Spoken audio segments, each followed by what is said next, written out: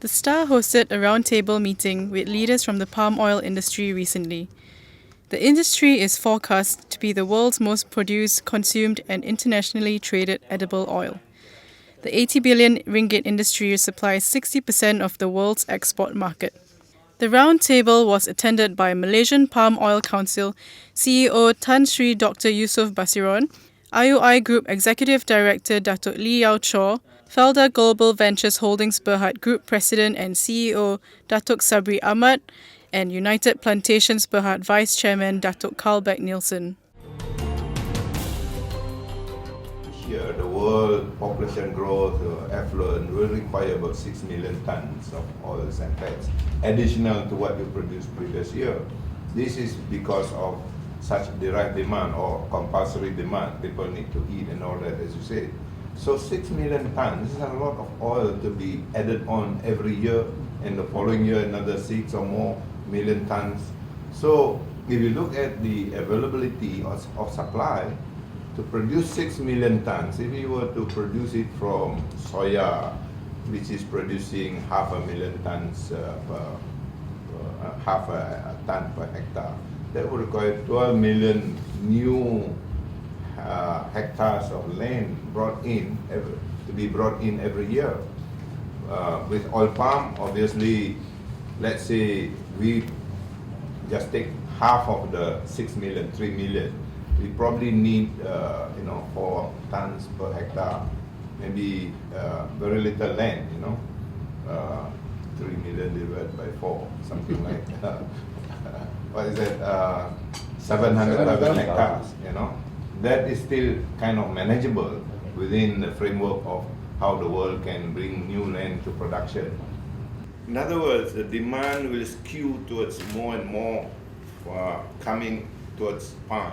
Another palm will be in more and more demand because of its sheer availability and ability to supply, being competitive, being not so much land extensive, intensive source. In other words, saves a lot of land if you focus on palm as your supply source. So the demand of palm will continue to increase. In fact, it's so strongly in demand that now we are the biggest, supplying 60% of world export market, if you like, or world import market. And if you look at the real net imports, which I often show in my blog and so on, there's only palm oil that is in a position of net import availability or net export availability from Malaysia and Indonesia. Yeah, well, I think it's important for people to recognize that this is an 80 billion ringgit industry. And it employs more than 500,000 people.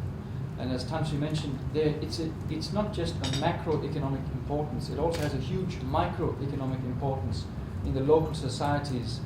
Whether you are in states of Pahang, Perak, or Negeri Sembilan, or Johor, you will find that there are many small kampungs, villages, smallholders who actually benefit from this, not just in this country here where you have about 30% smallholders minimum. In Indonesia you have 40% smallholders. In Africa this crop is at 80% driven by smallholders. So it has a huge importance in terms of stabilizing the sort of local communities' cash flow, if I can say it like that. So again, let us not undermine and underestimate the importance of having a socio-economic crop in the country like the oil palm. Palm oil industry is one of the very unique field sectors where a lot of value is still accumulated at the upstream side, that is among the farmers. Generally speaking, actually the smallholders or the plantation owners earn much more money at the upstream level than people down the value chain, which is actually very rare if you look across all the sectors in all kinds of economic sectors. So I think going forward, there is scope for palm oil to develop in such a way that the downstream sectors can capture more and more of the value.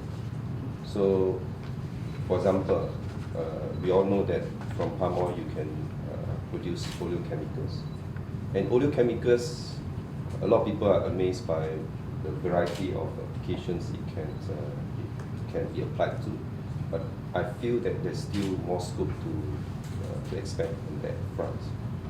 If you compare that, the size of palm oil industry, 80 billion ringgit, which was mentioned earlier, to the petrochemicals downstream, where oleochemicals can potentially be a substitute in some segments. Actually, we are still very small, and that's the whole industry we are talking about. Palm oil. So petrochemical is many times larger than that. Then on the edible food side, of course, palm oil is used in, we all know it's used in cooking oil, in specialty fats, bakeries and confectionery segment. But if you then extend it to food supplements, to nutrition, then of course, again, it's a whole different ballgame altogether.